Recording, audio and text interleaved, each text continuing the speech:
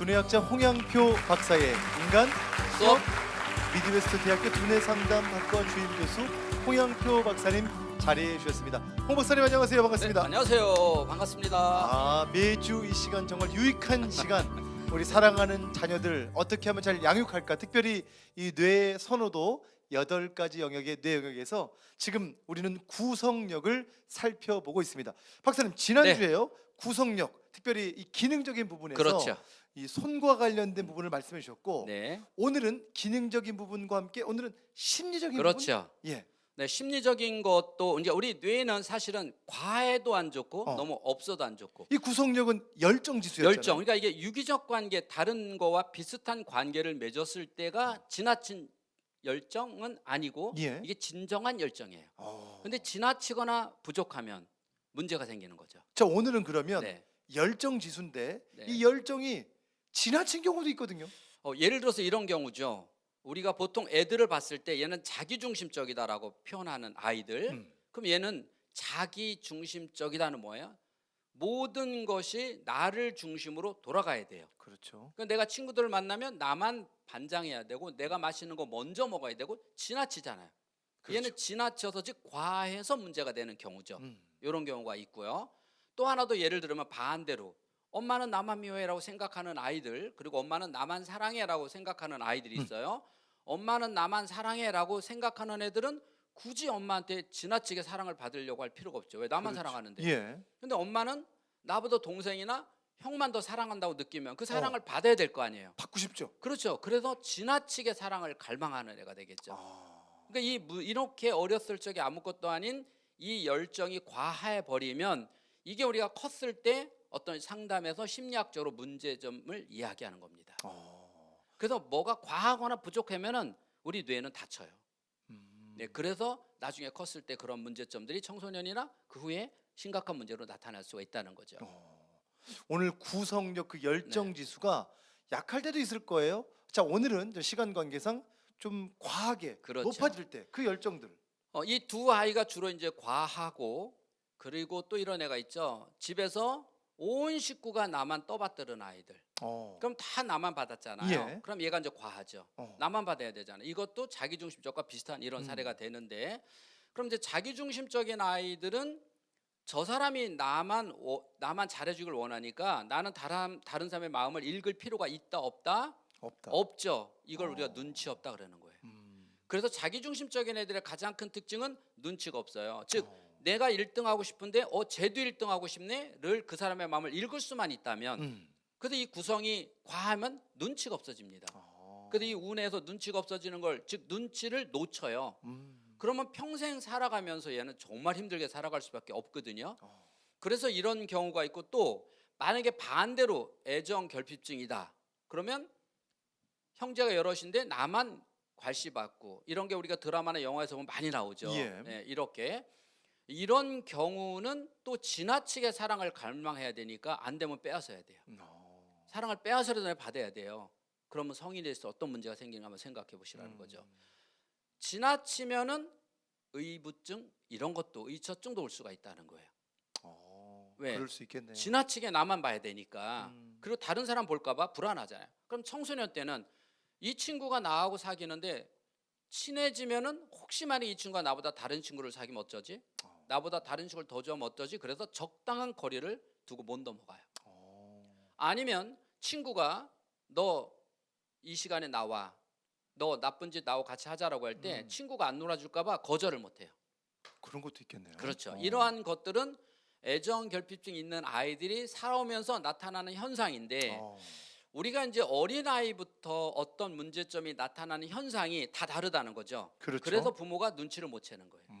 그러니까 만약에 어린아이가 예민해요. 그럼 우리 그냥 예민하구나, 그렇게만 알잖아요. 예. 근데 이 아이가 커서 그 예민한 걸 그냥 놔두면 사춘기 때 되면 스트레스에 예민하니까 어떻게 되세요? 못 이기죠.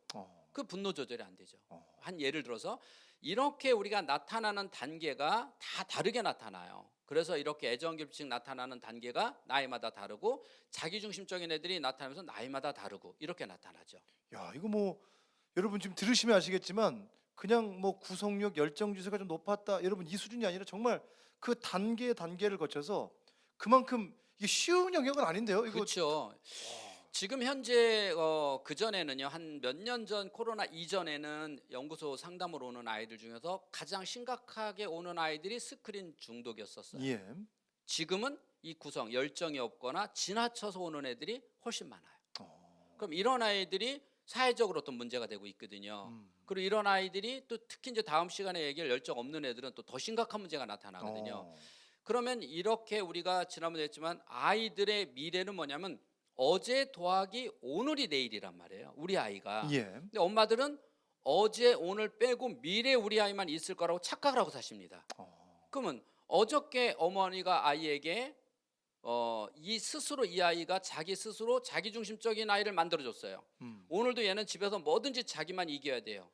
그럼 그 아이는 미래가 어제 더하기 오늘이라는 거죠. 그런데 어머니는 그렇게 자기중심적으로 키우면서 미래는 아이들에게 양보하고 사회 쪽에 잘 살 거라고 착각을 해요. 그건 있을 수가 없잖아요. 그러니까 지금 우리 아이를 바라보는 시야를 넓혀야 돼요. 예.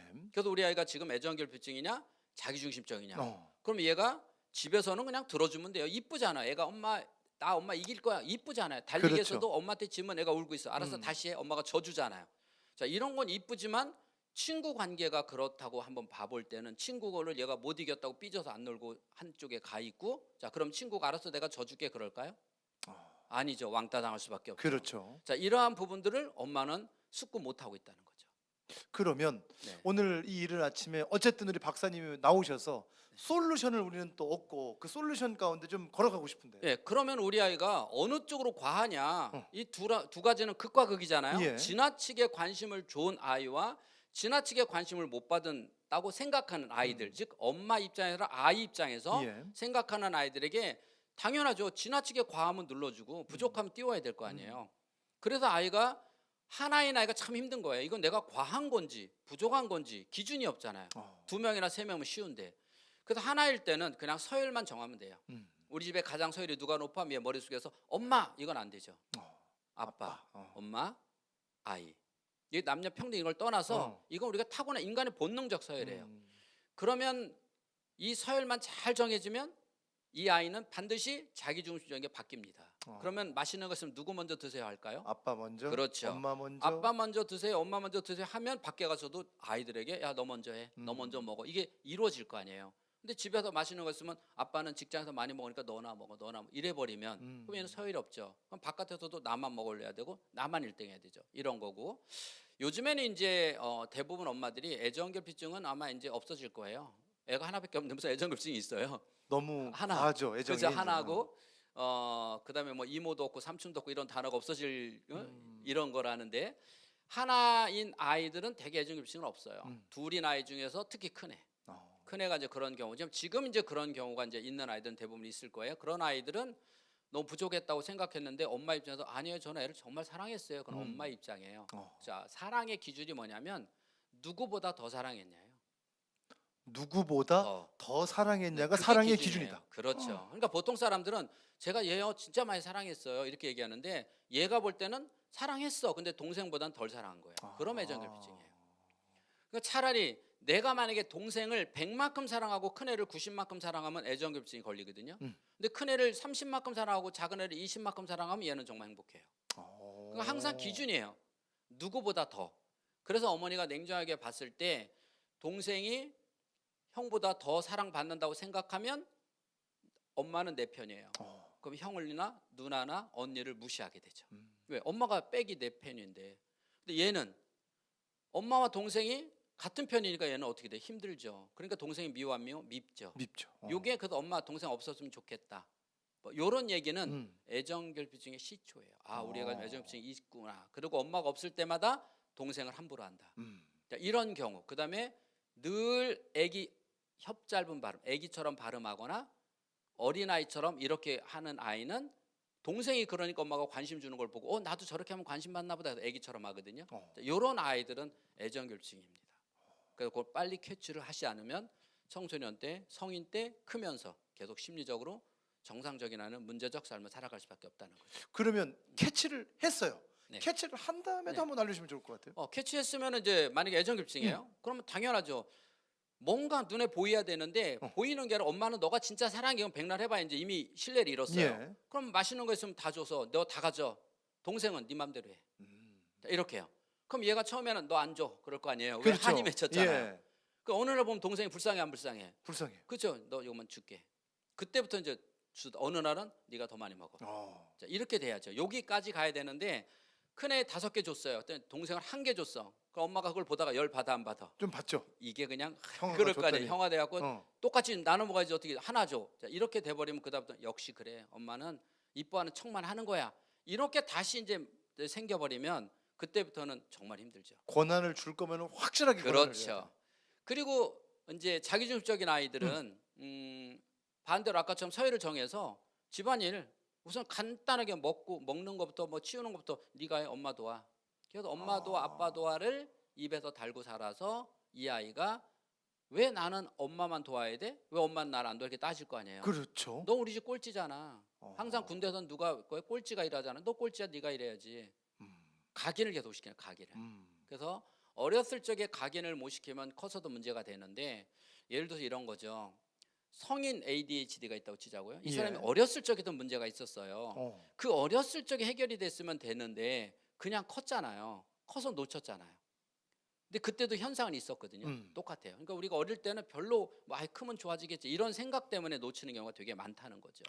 그래서 자, 오늘 정말 이 구성력에 대해서 이렇게 깊게 이야기할 줄은 저는 꿈에도 몰랐어요. 그러나 정말 우리들에게 필요한 영역이고 오늘은 여러분 구성력 중에 심적인 부분, 이 구성력 열정 지수가 과했을 때 네. 어떤 이 자기 어떻게 보면 사랑하는 그 마음 그렇죠. 그런 부분들이 아주 네. 과했을 때 또 네. 여러 가지 애정 결핍이 있었을 때 네, 네. 저희가 이런 상황들을 한번 나눠봤습니다. 그렇죠. 뇌 선호도라고 하는 건 아까처럼 선호도 어느 쪽 너무 과하냐 약하냐. 그럼 선호도가 가장 좋은 애들은 나란해서 유기적 관계를 갖는 애들이 가장 좋거든요. 그럼 이렇게 선호도가 과하고 낮은 거를 우리 어머님들도 굳이 뇌 검사 안 해도 눈에 보이거든요. 다만 방법론에서 모르고 좋아지겠지라고 넘어갔다 뿐이에요. 뭐 거의 대부분이 넘어가지 않나요? 그렇죠. 그런데 이제 막상 검사해서 얘기하면 이제 심각하면 알죠. 막상 얘기를 해줘야 아 이게 이렇게 심각한 거군요라고 그때서 깨닫거든요. 그러니까 검사해서 심각한 걸 깨닫기 전에 보일 때 눈에 보일 때 지금은 아주 빠르게 뇌를 바꿀 수 있는 좋은 기회잖아요. 놓치기 전에 하시면 좋을 것 같아요. 좋아요. 오늘 여러분 이 강의가 그렇게 여러분에게 빠르게 적용할 수 있는 그런 귀한 강의가 되면 참 좋겠습니다.